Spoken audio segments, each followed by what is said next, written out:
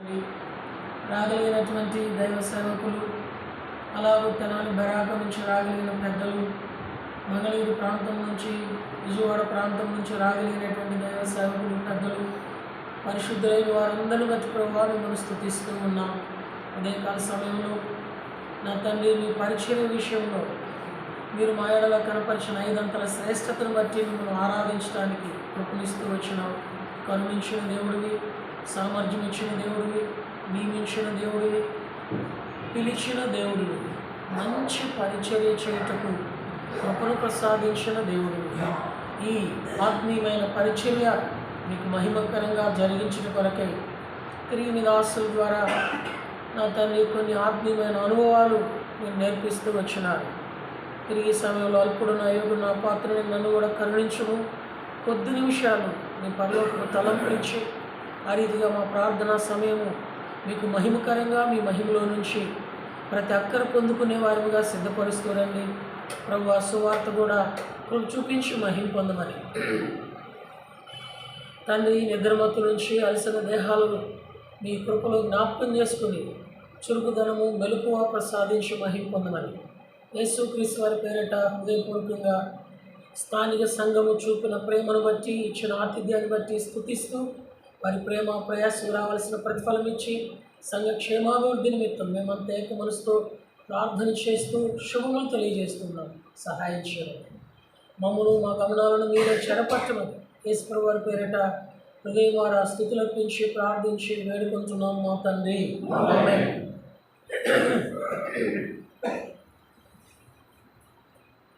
హెబ్రీయులకు రాసిన పత్రిక 7వ అధ్యాయము 25వ వచనం. దయచేసి చదవండి. ఈయన తన ద్వారా దేవుని ఎదుకు వచ్చి వారి పక్షమున జ్ఞాపనము చేయుటకు నిరంతరము జీవించున్నాడు కనుక ఆయన్ని సంపూర్ణంగా రక్షించుటకు శక్తిమంతుడై ఉన్నాడు. ఈ సంవత్సరం మనకోబడిన సార్వత్రిక సంఘ వాగ్దానములలో మొట్టమొదటి వాగ్దానము. ఈ వాగ్దానము హెబ్రీయులకు రాసిన పత్రికల నుంచి తీయబడినది. హెబ్రీయులకు రాసిన పత్రిక 13 అధ్యాయాలు, 303 వచనాలు, 4088 పదాలు, 16,67,152 అక్షరాల సముదాయము ఈ హెబ్రీయులకు రాసిన పత్రిక. 13 అధ్యాయాలు ఉన్నాయి. 13 అధ్యాయాలు మనం 4 భాగాలుగా విభజించి ధ్యానించడానికి వీలవుతుంది. మొదటి 4 అధ్యాయాలు యేసుక్రీస్తు వారి యొక్క వ్యక్తిత్వం, అనగా హెబ్రీయులు మన పితరులు ఏమని తలంచేవారంటే, మాకు దేవదూతలు ఉన్నారు, అబ్రహాం ఉన్నాడు, మోషే ధర్మశాస్త్రం ఉంది, ఇవే మాకు ప్రాధాన్యత అని వారు తలంచేవారు. అయితే పౌలు అపోస్తలుల ద్వారా వారికి పత్రిక రాయిస్తూ ఏమని జ్ఞాపకం చేసినారంటే, వాస్తవాన్ని మీకు దేవదూతలు ఉన్నారు, మీకు అబ్రహాం ఉన్నాడు, మీకు మోషే ధర్మశాస్త్రం ఉంది. అయితే ఈయన తన ద్వారా దేవుని ఎదుకు వచ్చి వారందరినీ సంపూర్ణంగా రక్షించుటకు ఏమై ఉన్నాడంటే శక్తిమంతుడై ఉన్నాడు. ఈయన ఎవరైనా అంటే ప్రభువైన యేసుక్రీస్తు. దేవదూతల కంటే, అబ్రహాము కంటే, మోషే కంటే, ధర్మశాస్త్రం కంటే ఈయన ఎవరయ్యా అంటే శక్తి కలిగినటువంటి వ్యక్తిత్వం కలిగిన వాడు. అదే ఆరాధనలో చూస్తూ వచ్చాడు.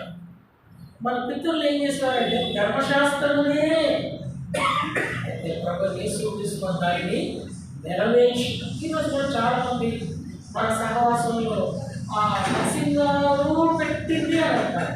అది అడ్మినిస్ట్రేషన్ కోసమే తప్ప మినిస్ట్రీ కోసం కాదు. ఎలా? అడ్మినిస్ట్రేషన్ కోసం, మినిస్ట్రీ కోసం, జస్ట్ అడ్మినిస్ట్రేషన్ కోసం. ఈ అవగాహన లేక చాలా మంది ఆ భ్రమలో ఏర్పరచబడిన దేవుని సేవకులు కుట్టుమిట్టి అంటా ఉన్నారు. యేసుప్రభు వారి యొక్క వ్యక్తిత్వం ఏమిటయ్యా అంటే, ఈయన తన ద్వారా దేవుని ఎదుకు వచ్చిన వారిని సంపూర్ణంగా రక్షించుటకు ఆ రక్షణ కార్యం జరిగించి నిరంతరము జీవించుచు తండ్రి కృపాశ్రమం కూర్చొని ఆయన ఏం చేస్తున్నాడంటే సజీవుడై విజ్ఞాపన చేస్తున్నాడు. మొదటి 4 అధ్యాయాల సారాంశము యేసుప్రభు వారి యొక్క వ్యక్తిత్వం. 5వ అధ్యాయం నుంచి 10వ అధ్యాయం వరకు యేసుక్రీస్తు వారి యొక్క పరిచర్య. వారి మధ్య అహరోను, మోషే, మెల్కీసెదెకు యొక్క క్రమము, ప్రత్యక్షపు గుడారము, మందిరపు నమూనాతో కూడిన పరిచర్య మన పితరుల మధ్య జరిగినది. అహరోను యాజకత్వము, మోషే నాయకత్వము, మెల్కీసెదెకు యొక్క క్రమము, ప్రత్యక్షపు గుడారం యొక్క నియమము ఆ దినాల్లో వారి మధ్య జరుగుతూ వచ్చింది. అదే భ్రమలో వారు కొనసాగుతున్నారు. యేసుప్రభు వారు ఎవరయ్యా అంటే అహరోను కంటే, మోషే కంటే, ప్రత్యక్షపు గుడారం కంటే, మెల్కీసెదెకు యొక్క క్రమమును జరిగించే నిత్యమైన నిరంతరం ఉండే సజీవుడైన ప్రధాన యాజకుని యొక్క పరిచర్య హెబ్రీయులకు రాసిన పత్రిక 5వ అధ్యాయం నుండి 10వ అధ్యాయం వరకు మనకు తేటపరుస్తుంది. అందరూ దైవ సేవకులే కనుక పరిశుద్ధాత్మ దేవుడు తేటగా వారికి తెలియజేస్తాడు. మొదటి 4 అధ్యాయాలు యేసుప్రభు వారి యొక్క వ్యక్తిత్వం, 5వ అధ్యాయం నుండి 10వ అధ్యాయం వరకు యేసుప్రభు వారి యొక్క పరిచర్య, 11వ అధ్యాయంలో 35 మంది విశ్వాస వీరుల యొక్క విశ్వాస జీవిత చరిత్ర. కొంతమంది బైబిల్ పండితులు ఏమంటారంటే ఈ హెబ్రీయులకు రాసిన పత్రికను book of history in Israel, ఇశ్రాయేలు యొక్క చరిత్ర మొత్తాన్ని ఆదికాండం నుండి ప్రకటన వరకు తెలియజేసే చరిత్ర పుస్తకం ఏమిటయ్యా అంటే కొత్త నిబంధనలో హెబ్రీయులకు రాసిన పత్రిక. ఈ 11వ అధ్యాయంలో 35 మంది విశ్వాస వీరులు ఉంటారు, 2 విశ్వాస వీర నారీమణులు ఉంటారు. వీరి యొక్క విశ్వాస జీవిత చరిత్ర ఈ కొత్త నిబంధన తరంలో ఉన్న వారికి మాదిరిగా ఉండటానికి 11వ అధ్యాయం. ఆ తర్వాత 12, 13వ అధ్యాయంలో ఈ యేసుక్రీస్తుని నమ్ముడు ద్వారా కలిగే ఆత్మ సంబంధమైన భౌతిక సంబంధమైన ప్రయోజనం గురించి ఈ హెబ్రీ పత్రిక తెలియజేస్తూ ఉంటుంది. కనుక క్లుప్తంగా దీని యొక్క వివరణ ఏం చేయాలంటే 4 భాగాలు. మొదటి భాగము ఆయన వ్యక్తిత్వం, 2వ భాగము ఆయన పరిచర్య, 3వ భాగము ఆయన యందు విశ్వాసం ఉంచిన విశ్వాస వీరుల జాబితా, 4వ భాగము ఆయనను నమ్ముడు ద్వారా కలిగే ఇహపర ఆశీర్వాదం. క్లుప్తంగా హెబ్రీ పత్రిక సారాంశం. అయితే మనకి కూడా ఈ 3 వాగ్దానాల్లో మొదటి వాగ్దానంగా తెలియజేస్తున్న సత్యం ఏంటంటే సంపూర్ణమైన రక్షణ. 3 వాగ్దానాలు తెలుగులో సామాన్య అక్షరంతో చెప్పుకోవచ్చు. మొదటి వాగ్దానము సంపూర్ణమైన రక్షణ, 2వ వాగ్దానం యొక్క సారాంశము సమృద్ధి. దీనికంటే అధికముగా నీకు సమృద్ధిగా ఇస్తాడు దేవుడు. దేవుడి సేవకులకి ఎవరికి ఇస్తాడండి? దేవుని ప్రజలకి ఇవ్వకపోతే దేవుడు ఎవరికి ఇస్తాడండి? కన్న తండ్రి కన్న తల్లి వారి పిల్లలకి ఇవ్వకుండా నీకు ఎవరికి ఇస్తారు చెప్పండి? ఆయన మనకు ఎవరంటే మన తండ్రి. అది యేసుప్రభు ద్వారా తెలియజేయబడతా వచ్చింది. ఆధునిక కాలంలో భక్తులు దేవుడిని ఏమని పరిచయం చేసేవాడు అంటే ఆయన రోషం కలిగిన వాడు, ఆయన భయంకరమైన వాడు, ఆయన అద్భుతకరుడు, ఆయన ఆలోచనకర్త, ఆయన దేవకరుడు, ఆయన సమాధానకర్త, రకరకాలుగా దేవుని ప్రజలైన వారికి ఆ ఆత్మీయమైన భక్తులు పరిచయం చేస్తే ఈయన తన కుమారుడు యేసుక్రీస్తు వారిని లోకానికి పంపించి యేసుప్రభు వారి ద్వారా క్రైస్తవ సమాజానికి భూమి మీద మానవాడికి ఏమని పరిచయం చేస్తున్నాడంటే పరలోకమందున్న మా తండ్రి. ఏమని పరిచయం చేశాడండి? ఆయనకి మనకి తండ్రి కుమారు యొక్క సత్సంబంధం. ఇంకా ఆయన అన్నీ మనమే. మనకి ఎవరికి ఇస్తాడు? ఎలా ఇస్తాడంటే గత సంవత్సరం ఇచ్చిన దానికంటే అధికం. అందుకనే 2వ వాగ్దానం అర్థం కావడానికి ప్రాస లేక సిరీస్. మొదటి లక్ష్యం ఏంటంటే మొదటి సారాంశం ఏంటంటే సంపూర్ణంగా రక్షణ, 2వది ఏంటంటే సమృద్ధి, 3వది ఏంటంటే అడుగు వాటి కంటే ఊహించు వాటి కంటే అత్యధికముగా అనగా సహాయం. సంపూర్ణమైన రక్షణ, సమృద్ధి, సహాయం. ఈ సంవత్సరం సార్వత్రిక సంఘ వాగ్దానం ద్వారా తన దాసులైన వారికి, తన పిల్లలైన వారికి దేవుడు ఇవ్వగలుగుతాడు. దీనిని ఇంగ్లీష్లో ఎస్ అనే అక్షరంతో చెప్పుకోవచ్చు. First promise salvation, second promise sanctification or satisfaction. దేవుడు సమృద్ధి అయినటువంటి తృప్తిని మరియు సమృద్ధిని ఇవ్వగలుగుతాడు. Third promise supplication.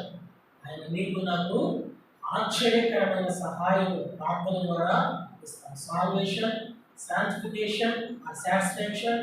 మూడోది ఏం చేయాలంటే సప్లికేషన్, ప్రార్థన ఇచ్చాడు. ఏంటంటే బైబిల్లో దేవుని సేవకుల గురించి రాయబడింది. ఇదిగో అతను ఏం చేస్తున్నాడు, పౌలు గురించి రాయబడిన ప్రార్థన చేయించున్నాడు.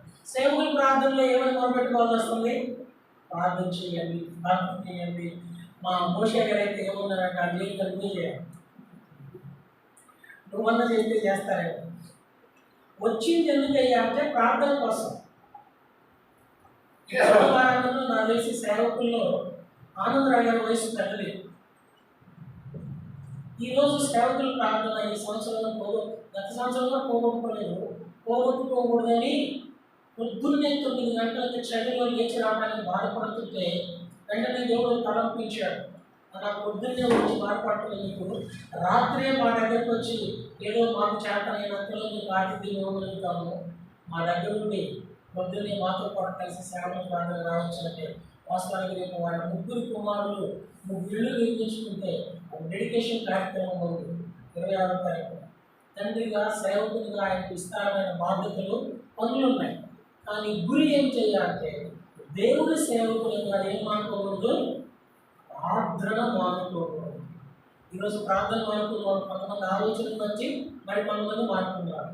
ప్రార్థన మానుకోవటానికి కుంటి సాకులు చెప్తా ఉంటే ఆయన మనకు సమృద్ధి ఎలా ఇస్తాడండి?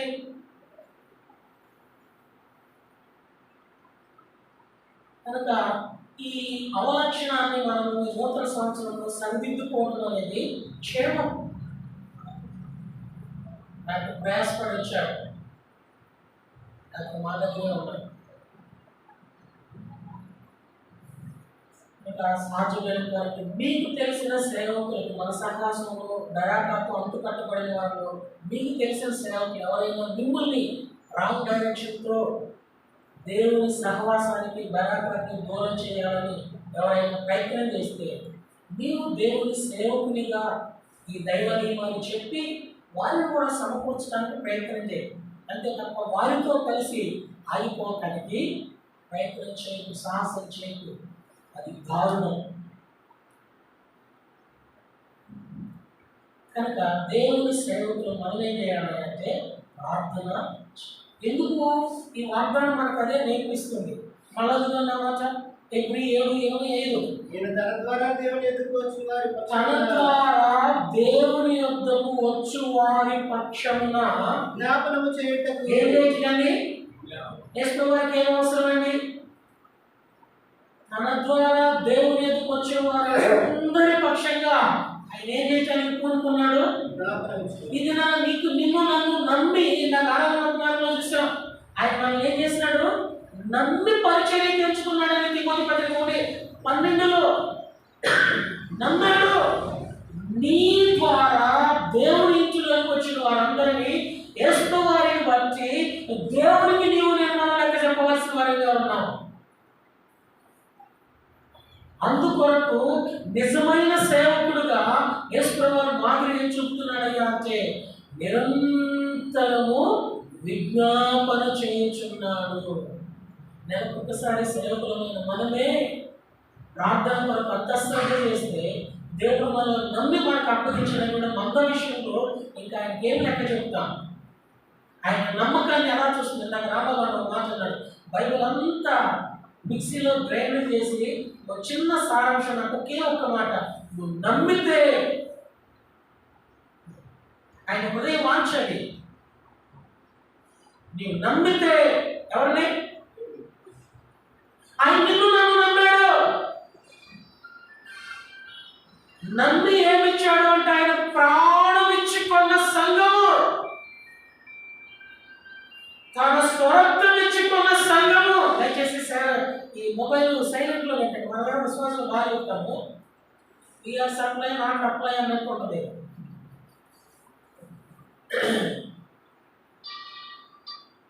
నా దగ్గర బాగుంటుంది నిర్మల్ మొత్తాన్ని ఎప్పుడు పొద్దున్నే తెల్లవారు ప్రార్థన మూతనే ఉంటుంది.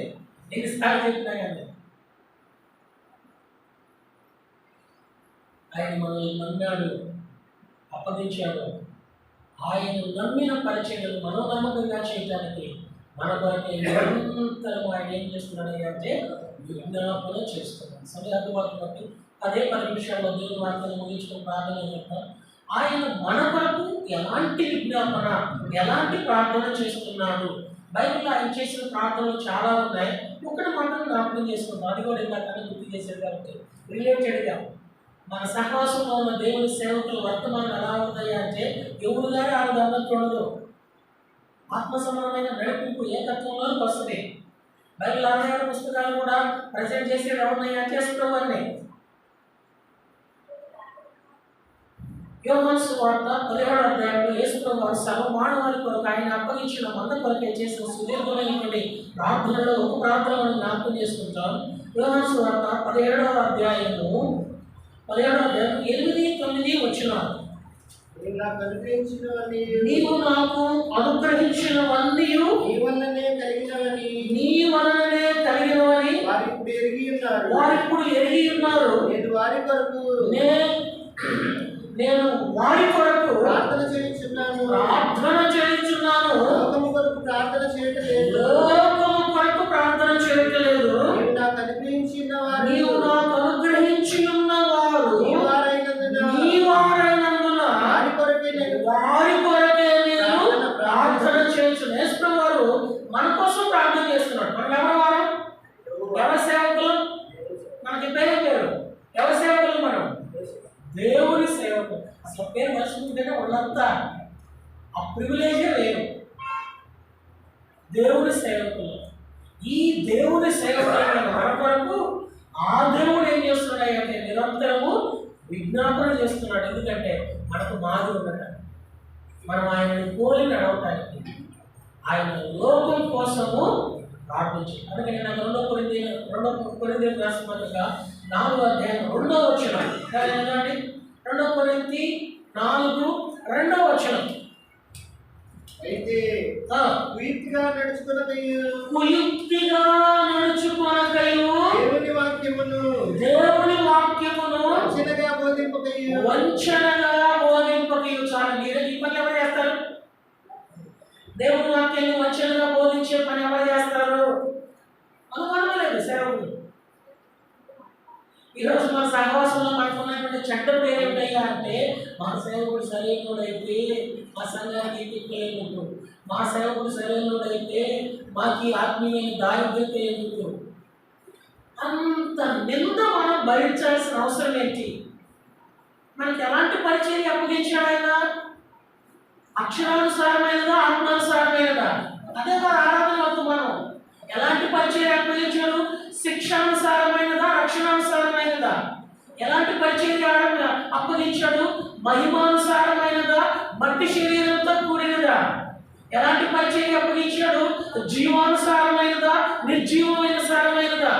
ఎలాంటి పరిచయం అప్పగించాడు? కానీ ఈ పరిచయం చేస్తున్న మనలో ఎందుకు మనం ఆ మాట భరిస్తూ ఆయనను అవమానించే వారిగా ఈరోజు సేవకులని తలదించుకోవాల్సి వస్తుంది? ప్రియమైన దైవ సేవకుడా, ఆయన నిరంతరము మన పైకి విజ్ఞాపన చేస్తున్నాడు. ఎందుకయ్యా అంటే లోకం కోసం చేయట్లేదు, మన కోసమే చేస్తున్నాడు. మనం ఆయన వారం కనుక చేస్తున్నాడు, మనం నమ్మినాడు కనుక చేస్తున్నాడు, నమ్మి పరిచయం అప్పగించినాడు కనుక చేస్తున్నాడు. ఆ పరిచర్యలో నిన్ను బట్టి నీకు అప్పగించిన ఊరు ఆశీర్వదించబడాలా, నీ ఉన్న పరిసర ప్రాంతాలు ఆశీర్వాదకరంగా ఉండాలా. అందుకని ఆరంభంలో పరిస్థితున్నారు ఒక సేవకురాలను ఊరికి పంపించేవాడు. అక్కడే ఉండేవాడు, ఊరికి పంపించేవాడు. వాళ్ళు ఆయన ప్రార్థన చేయగానే పెట్టే పడా తీసుకొని ఆ ఊరు, ఏ ఊరు అంటే ఆ ఊరు వెళ్ళిన తర్వాత దేవుడు ఒక దూతని, ఒక కాకిలో, ఒక పావురాను, ఒక దూతను తీసుకొస్తే వారి ఖర్చులో వారికి కలిగిన ఆతిథ్యాన్ని బట్టి ఈరోజు ఆ పట్టణాల్లో ఏమున్నాయి అనే దీపస్తంభాలు, ఆ దీపస్తంభాన్ని ఆధారం చేసుకుని బ్రాంచ్ సంఘాలు, అందుని మధ్య మనం ఈరోజు సేవలో ఉంటాం. ఆ రోజు చేసిన దేవుడు ఈ రోజు మనకు ఎందుకు చేయట్లేదంటే లోకం కోసం ఆయన ప్రార్థన చేయట్లేదు, కానీ మనం లోకం కోసం ఏం చేస్తున్నామయ్యా అంటే కుయుక్తిగా వాక్యాన్ని వాక్యానుసారంగా బోధించక మళ్ళా చదివామాట. అయితే కుయుక్తిగా నడుచుకొనకయు దేవుని వాక్యమును వంచనగా బోధింపకయు. చాలు. దేవుని వాక్యం ఉన్నది ఉన్నట్లు బోధిస్తే మనకి శ్రమ కలుగుతుంది, నింద కలుగుతుంది, అక్కడ కొరత కూడా కనబడుతూ ఉంది. అయితే అదే 2 కొరింథీ 4 చివరిలోనికి 18 వచనం చదువుకుంటూ వచ్చినాం. ఆ శ్రమ ఎలాంటి శ్రమ అంట? క్షణమాత్రం ఉండే శ్రమ. దేవుని సేవలో మనకు కలిగే శ్రమలు క్షణం, కానీ దేవుడు మనకిచ్చే మహిమరాజ్యం యుగ యుగాలు. ఆరంభ దినాల్లో దేవుని సేవకులు వారి జాతకని వారు అలా చేస్తూ ఆశీర్వాదకరంగా ఈ సహవాసాన్ని ఫలభరితం చేస్తూ వచ్చారు. ఇది ఈ దినాల్లో కూడా మన మధ్య జరగడానికి దేవుడు ఆ వాగ్దానం ద్వారా జ్ఞాపకం చేస్తున్నాడు. ఈయన తన ద్వారా దేవుని కూర్చువాడిని సంపూర్ణంగా రక్షించడానికి సజీవుడై నిరంతరం ఏం చేస్తున్నాడయ్యా అంటే విజ్ఞాపన చేస్తున్నాడు. కనుక మనము లోకం కోసము సేవ చేయకూడదు. ఎవరి కోసం చేయాలా? పిలిచిన వారి కోసం. పిలిచిన వారికి పరలోకం ఉంది, ఆ పరలోకంలో చేర్చడం కోసం సేవ చేయాలి. లోకం కోసం సేవ చేస్తున్నామని ఎట్లా అంటాము? 5 నిమిషాల టైం ఉంది. ఈ లోకం ఎలాంటిదో తెలిస్తే అలాంటి మనలో ఉంటే లోకం కోసం చేస్తున్నట్లే. ఈ లోకం ఎలాంటిది చూడండి. యోహాను సువార్త 1వ అధ్యాయము 29వ వచనం మధ్య భాగం. ఇదిగో లోక పాపమును. లోకం ఎలాంటిది? పాపముతో ఉంది. ఇప్పుడు మనం లోకం కోసం సేవ చేస్తున్నాము అంటే పాపములో ఉండి సేవ చేస్తే లోకం కోసం సేవ చేసినట్లే. సేవకుల్లో ఏం పాపం ఉంటుందండి? సేవకుల్లో ఏం పాపం ఉంటుందండి? సైమన్ గారు అనుభవంతో చెప్పండి. బైబిల్లో పాపము ఇది అని 13 విషయాలు చెప్తున్నాయి. వాటిలో ఒకటి ఏంటయ్యా అంటే విశ్వాస మూలము కానిది ఏదో అది పాపం. ఒకటి ఏంటయ్యా అంటే మేలైనది ఎరిగి చేయకుండా ఉండటమే అది పాపం. తన పొరుగు వారిని తిరస్కరించితే అది పాపం. కృతజ్ఞత కలిగి ఉండకపోవటమే అది పాపం. ప్రార్థన చేయకపోవటమే అది పాపం. ఇవన్నీ బైబిల్ ప్రకారం దేవుడు చెప్పేది ఏంటయ్యా అంటే పాపం. ఇప్పుడు లోకంలో ఏముంది? పాపం ఉంది. ఇది మనలో ఉండి మనం సేవ చేస్తుంటే మనలో కూడా ఏముంది? లోకం. మనలో కూడా ఏముంది? అందుకని కుయుక్తిగా కాక అసలు ఆ వాగ్దానాన్ని ధ్యానించడానికి ఇష్టపడితే అదొక గని. ఎంత తవ్వితే అంత సమృద్ధి అయినటువంటి ఆయన సంకల్పం మనకు తెలియజేస్తా ఉంటాడు. లోకం కోసం ఆయన ప్రార్థన చేయలేదు. లోకంలో నేను మనం తన వారి కనుక మన కోసం ఆయన ప్రార్థన చేస్తున్నాడు. ఈ లోకంలో మనం ఎలా సేవ చేయాలంటే పాపము లేని వారమై కంచే చేయడం వేస్తే ఇంక కాసేది ఎవరు? స్నేహితుడే పాపములో ఉంటే, మందిరానికి వచ్చేవాడే పాపములో ఉంటే ఇక పాపం నుండి విడుదల పొందేది ఎవరు? లోకం ఎలాంటిదయ్యా అంటే పాపముతో. ఇదే మన రోమ పత్రికలో చూస్తాం. చూడండి, రోమిలకు రాసిన పత్రిక 5వ అధ్యాయం 13వ వచనం. రోమిలకు రాసిన పత్రిక 5వ అధ్యాయం 13వ వచనం. ఏలయనగా ధర్మశాస్త్రము వచ్చిన కనుక పాపము లోకములో ఉండేది. పాపము లోకములో ఉండెను. లోకములో నుంచి నిన్ను నన్ను ప్రత్యేకపరచుకున్నది. ఎందుకంటే ఈ లోకంలో ఉన్న పాపాన్ని బట్టి కుయుక్తిగా బ్రతుకు కోసము సేవ చేయటం కాదు. ధర్మశాస్త్రము లోకంలోనికి వచ్చింది కనుక పాపం ఎక్కడున్నది? లోకంలో ఉన్నది.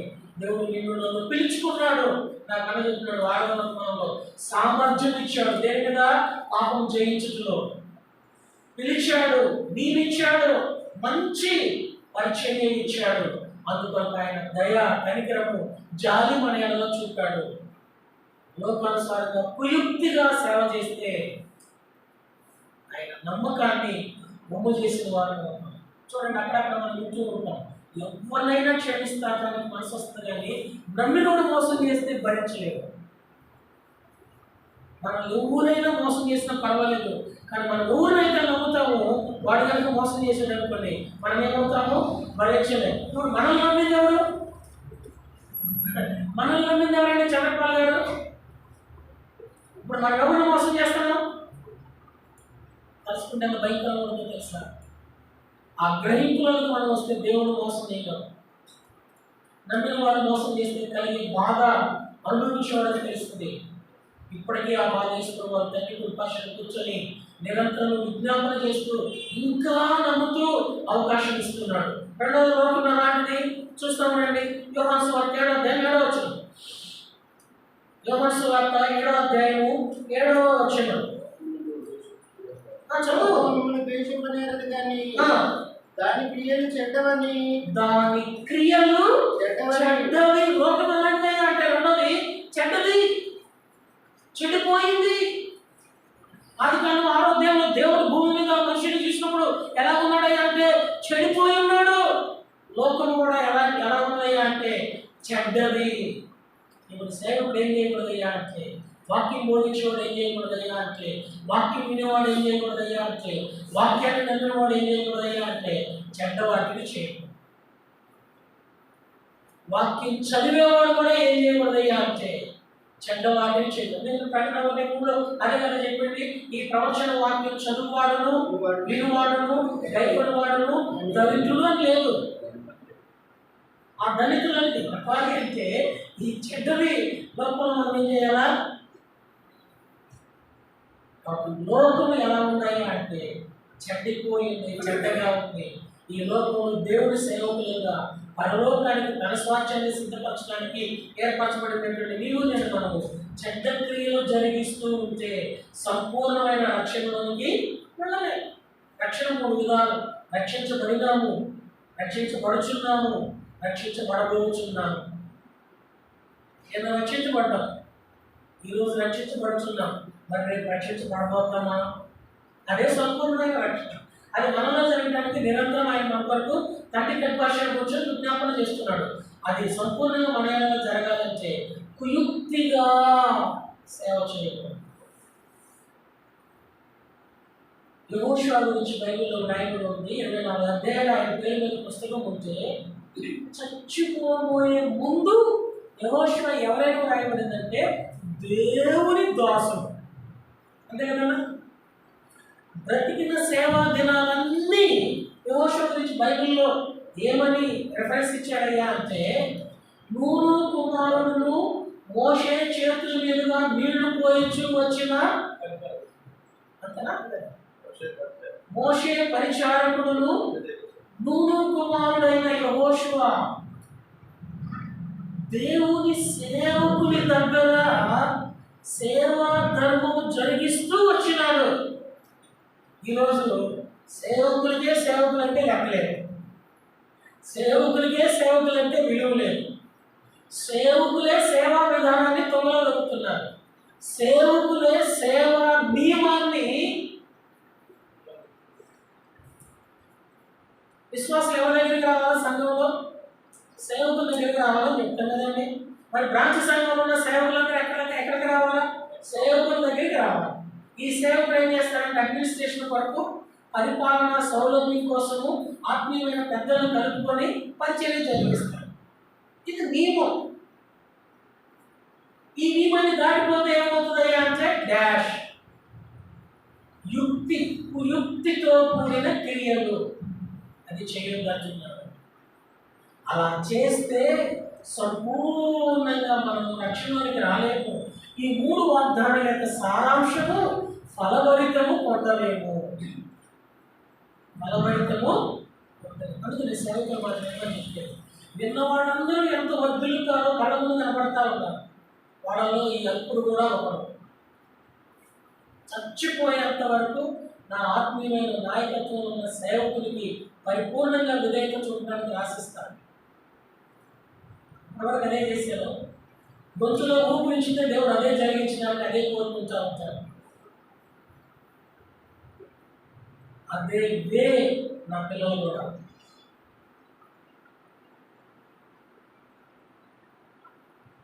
ఈ లోకం కుయుక్తితో కూడినది చేస్తే ఆయన లోకం కోసం ప్రార్థన చేయట్లేదండి.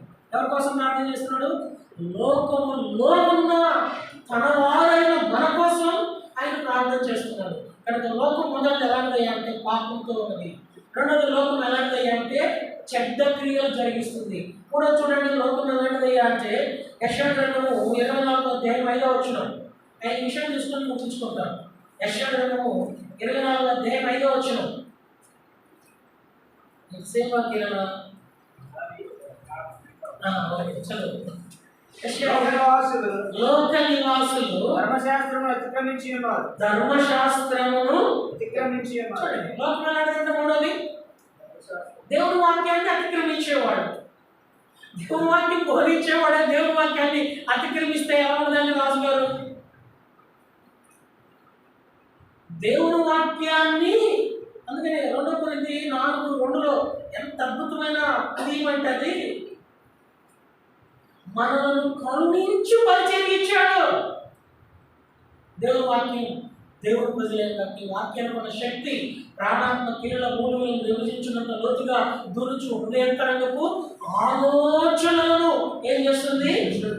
పరిశోధించి పరిశుభ్రపరుస్తుంది.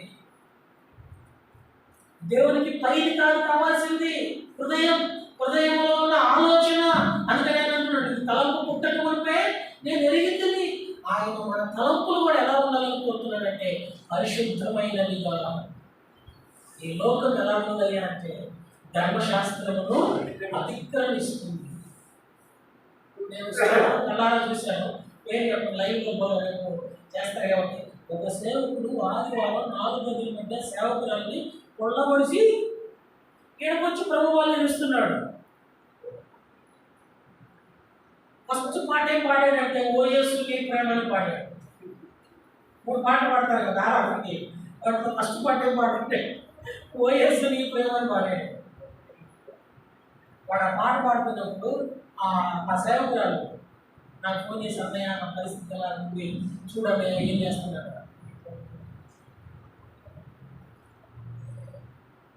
లోకము ఎలాంటిది అంటే ధర్మశాస్త్రము అతిక్రమిస్తుంది. దేవుని సేవకులమైన మనము మన కోసం దేవుడు లోకము మన కోసం ప్రార్థన చేస్తున్నాడు కానీ లోకం కోసము ప్రార్థన చేయడం. ఈ వాక్యం మనకు అదే నేర్పిస్తుంది. ఆ వాక్యం యొక్క సారాంశం మనము, మన కుటుంబము, మనకు అప్పగించిన సంఘము సంపూర్ణంగా రక్షించబడుతూ ఆ నిత్య రక్షణలోకి వెళ్ళేంత వరకు సమృద్ధినిస్తూ ఆయన సహాయం మనకిచ్చి సకల జనులకు ఆశీర్వాదంగా వారసులుగా ఉండడానికి పిలువబడి మన వాగ్దానం మన పక్షంగా రుజువు చేయడానికి దేవుడు నిన్ను నన్ను సామర్థ్యం ఇచ్చి కోరుకున్నాడు. మనకంటే జ్ఞానం కలిగిన వాళ్ళు లేరనుకుంటున్నారా? చాలా మంది ఉన్నారు. మన దగ్గరకు వచ్చి ఆరాధించి ఆరాధకులలో మనకంటే భక్తి ఎక్కువ చేయగలిగిన వారు, ప్రార్థన ఎక్కువ చేయగలిగిన వారు, సమర్పణ ఎక్కువ చేయగలిగిన వారు, త్యాగం ఎక్కువ చేయగలిగిన వారు ఉన్నారు. అయినా నీకు నాకు దేవుడు ఆ ఎబిలిటీ ఇవ్వడానికి కారణం కోరుకున్నాడంతే, ప్రేమించాడంతే, ఏర్పరచుకున్నాడంతే, సేవకు పిలిచాడంతే, సేవలో ఉంచాడంతే. ధర్మశాస్త్రాన్ని అతిక్రమిస్తామని కాదు. ధర్మశాస్త్రం అతిక్రమించేది లోకం. లోకం కోసం ఆయన ప్రార్థన చేయట్లేదు. 3 విషయాలు చూసాం. లోకం మొట్టమొదటి ఎలాంటిది? పాపముతో ఉన్నది. రెండోది ఎలాంటిది? చెడిపోయి చెడ్డక్రియలు జరిగిస్తుంది. మూడోది ఎలాంటిది? ధర్మశాస్త్రాన్ని అతిక్రమిస్తుంది, దేవుని వాక్యాన్ని తృణీకరిస్తుంది. 4వ చదువుకుంటాం రండి. 2 కొరింథీయులకు రాసిన పత్రిక 7వ అధ్యాయము 31వ వచనం. గమనించండి. 1 కొరింథీయులకు రాసిన పత్రిక 7వ అధ్యాయము 31వ వచనం. లోకం అమితముగా అనుభవించినట్టు పొందవలేదు.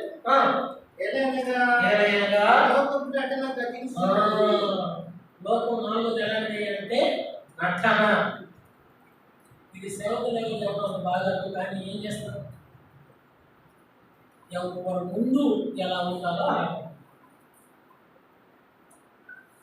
ఎవరి ముందు అర్థమవుతుంది కదండి, ఎలా ఉండాలో అలా.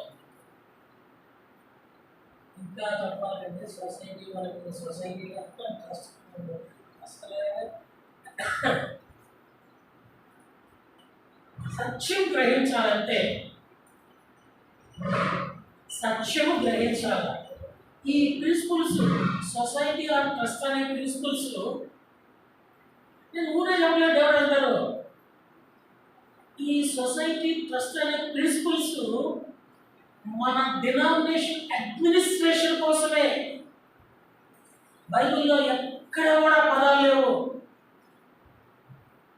వాళ్ళు ఉంటే చూపి తెలుసుకుంటారు, ఎక్కడా లేవు. దేవుని వాక్యమును ఈరోజు వక్రీకరించుకొని నటిస్తున్నారు. అందుకని మొన్న సుప్రీంకోర్టులో కూడా దుష్టుని సుప్రీంకోర్టు చీఫ్ జస్టిస్ అదే అన్నాడు, నటించు మాకు అన్నాడు. లేనిది ఉన్నట్టు చేసేది నటన లేదది. నాకు అన్న చెప్పినట్టు పెద్దలైన వాళ్ళందరూ ఏకాభిప్రాయంతో సహవాసం యొక్క క్షేమం కోసం మార్చాడు. లేనిది ఉన్నట్టు దొంగ సాక్ష్యాలు పుట్టిస్తుంటే చీఫ్ జస్టిస్ గారు పలికారు, నటించు మాకు. సత్యమును గ్రహిద్దాం. బరాకానుబంధ సంఘ సేవకులు మీకు ట్రాన్స్ఫర్స్ మహా ఇక్కడిక్కడే ఉంటాయి, ఎక్కడికి పోదు, ఇక్కడిక్కడే ఉంటాడు, ఇక్కడిక్కడే ఉంటారు. ఎప్పుడు బరాకాతో అంటి పెట్టుకొని ఉండడానికి సిద్ధపడాలి.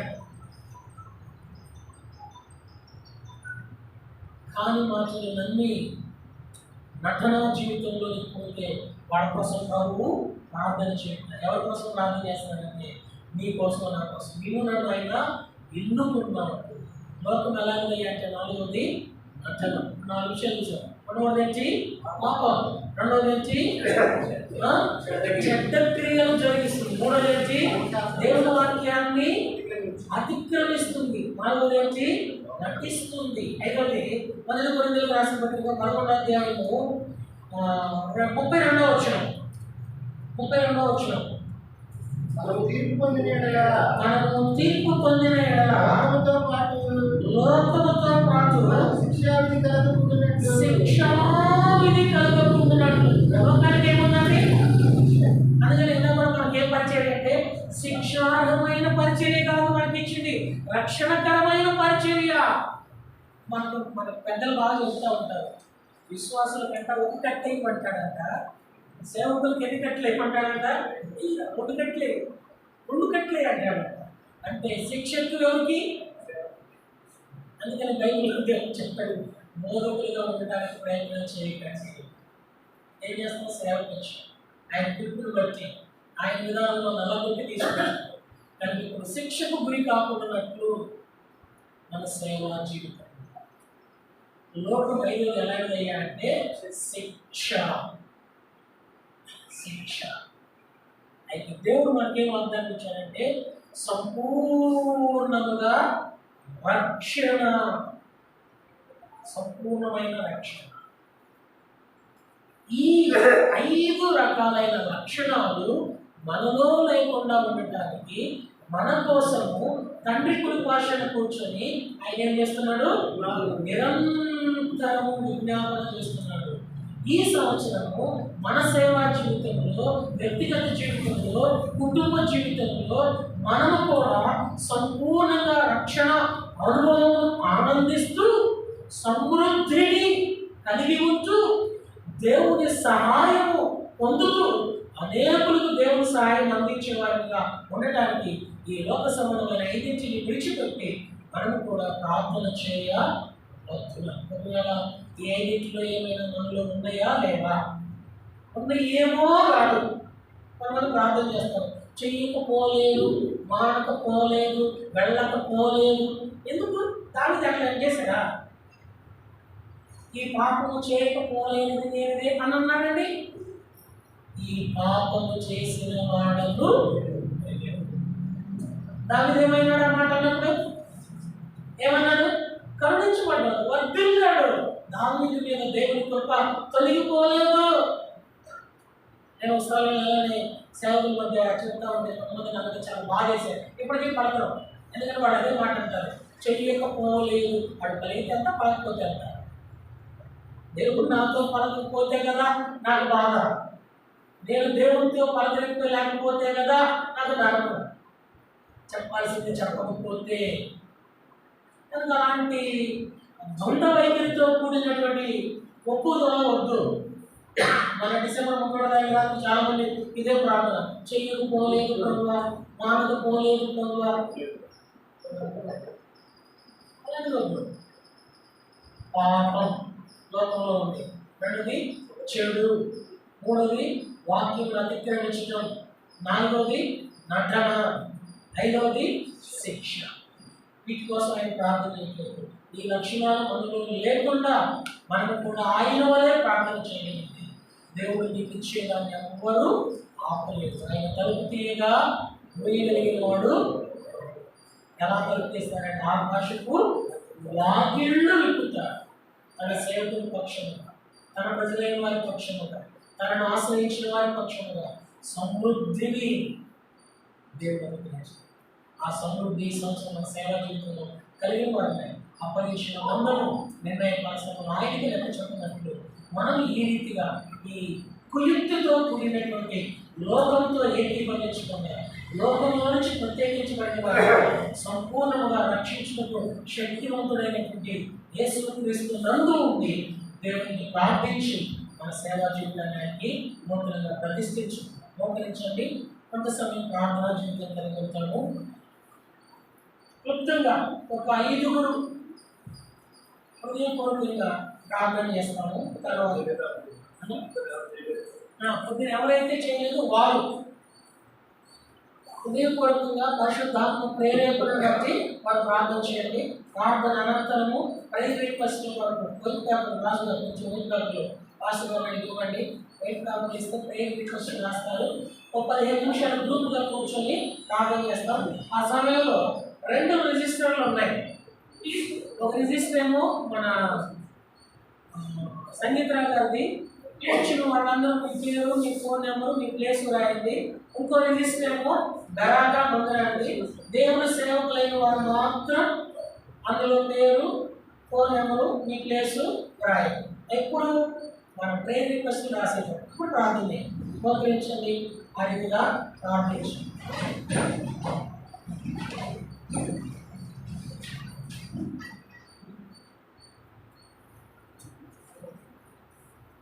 ప్రార్థించండి. అది ఇప్పుడు చెప్పుకున్నారు. అదే